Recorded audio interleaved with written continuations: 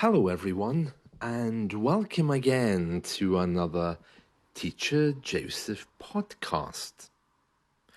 The company which is responsible for post in the UK is called Royal Mail. It used to be a government company, it was public, and now it's private. Today in the news, Royal Mail have just announced that they'll be using drones to reach areas which are too remote to access. Orkney Islands in the north of Scotland is the first place where they've been trialling drones. And after this successful trial, they've now decided to use drones to deliver the post. Now, these drones won't be delivering the post to people's doorsteps, but they will be transporting mail between the postal offices, from the mainland over to the islands.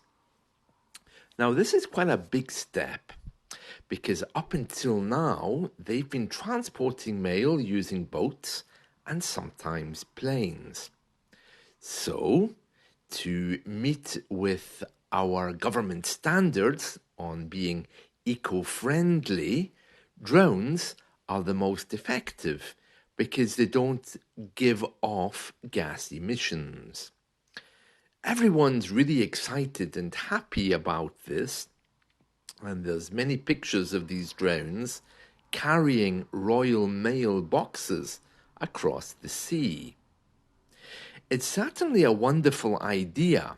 I'm not sure how it compares with boats and aeroplanes, but it does seem the logical next step. It's also putting drones to very good use. I like to watch drone photography on YouTube, but I'm getting rather tired of middle-aged Canadian men showing me pictures of leaves which are changing from green to orange. I'm sure that's very exciting for some people, but for me, I like to see drones doing something positive to change our society. Getting used to seeing drones, though, is another thing completely. I mean, these drones, which Royal Mail are using, seem to be quite purpose-built. They look heavy, and they look like flying insects because they have all of these legs or tentacles sticking out. I don't really feel very comfortable with that. But then I said the same thing about Bart Simpson from The Simpsons when they first started appearing on TV. That little boy with the spiky hair and triangular feet.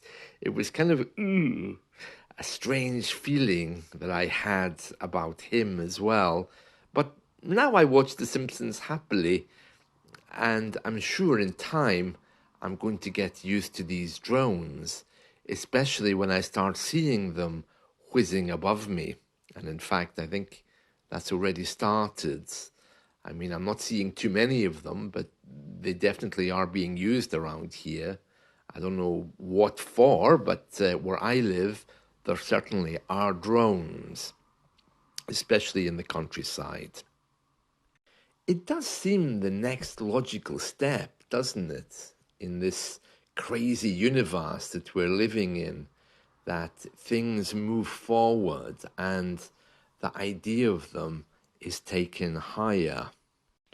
The Royal Mail and the company that's helping them, which is called Skyports, they're both saying that this will improve delivery times and certainly will be very good for locals living on the Orkney Isles, because the drones will transport letters and parcels, and then the local post offices can get to those quicker rather than waiting for a boat that's delayed because of the weather, and start their deliveries. So it looks like it's a win-win for everyone who's involved. We use the word win-win, it's like a little idiom, when we talk about how successful things are in a particular situation. If it suits both groups of people, both parties, then we can say, oh, it's a win-win situation because nobody loses. The cost of sending a letter in the UK now is over £1. So to send something first class, which gets there in a day or two, costs over £1. So you can see why people generally don't do that anymore. And also to have to wait maybe, let's say, 1 day or 2 days for something to be delivered seems rather strange, especially since we're living in a time when if we're talking to each other, let's say on Skype, we can say, oh, I've just sent you an email. And the other person says, oh, I haven't had it yet. And then you reply, really? Well, I sent that about 5 seconds ago. You should have it. And then the other person says, oh, no, I don't. And then immediately you say, okay, I'll send it again. So we don't seem to have much patience with waiting for real letters to be delivered. And why should we have to wait 24 or 48 hours anyway? Surely that idea, that system is dying, especially when Amazon can do it same day in some cases. So I think the Royal Mail is going to be changing, and that opinion that we have to wait 24 hours for a letter is going to be disappearing. That's what I think. The future is all about the now and living in the now and seeing things in the now.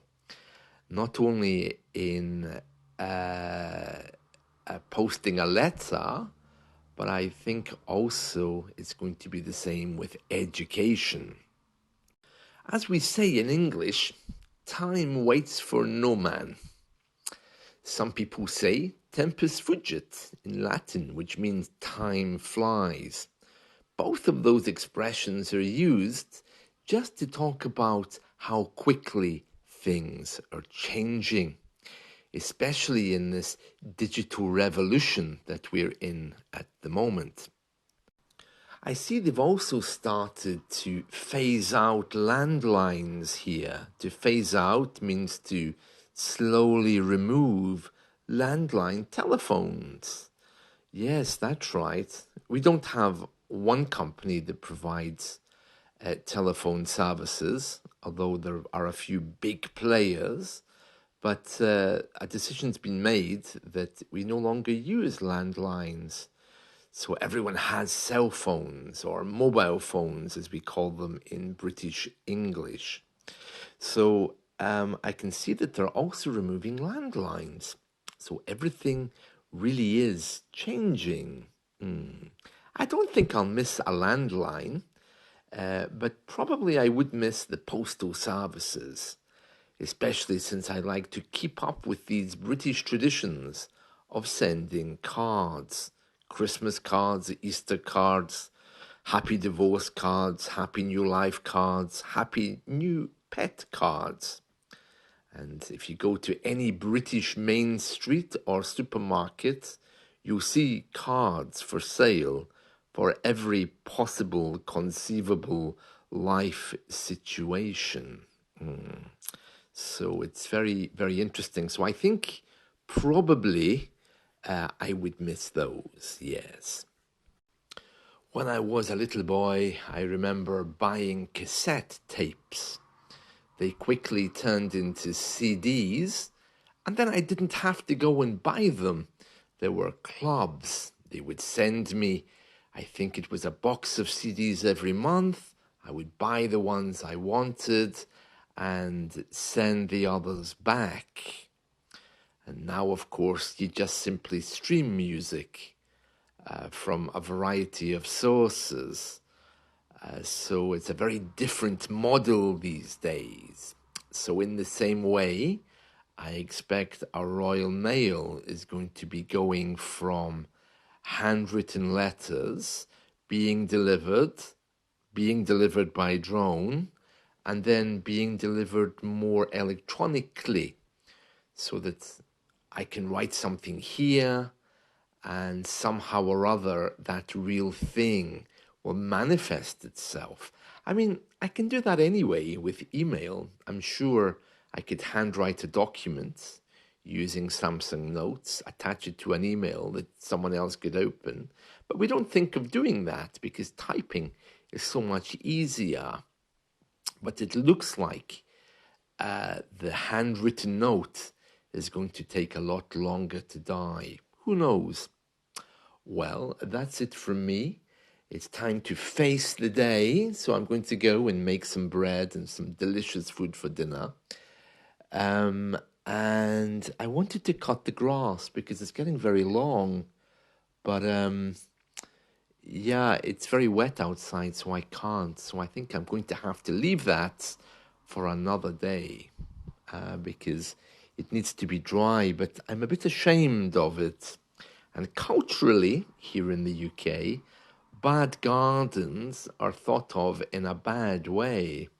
And if you don't look after your garden, you can get into trouble, especially if you're living in a neighborhood which has very nice gardens. I mean, they won't come and fine you, but the government can order you to tidy it up and keep it clean if it's a mess or causing a problem with other people. So I need to get my garden fixed at the earliest possible opportunity so I can pretend to be normal. And that's it from me. I'll see you all soon. Bye.